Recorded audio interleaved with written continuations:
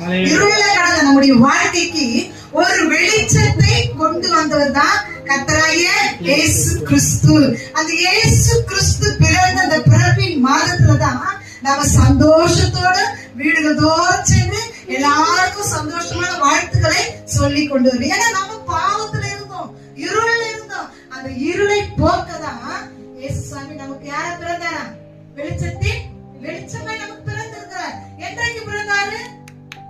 நம்ம இருளை விட்டு வெளியே வரும்போது, அவர் சொந்த ரட்சகராக ஏற்றுக்கொள்ளும் போதே அவர் நமக்கு வெளிச்சத்தை உண்டாக்கி கொடுத்தார். நம்ம இருளான வாழ்க்கையில வாழ்ந்து கொண்டிருந்த நமக்கு ஒரு ஒளி வந்தது, ஒரு பிரகாசம் வந்தது, ஒரு மகிமை வந்தது. எத்தனை பேர் விசுவாசிக்கிறீங்க?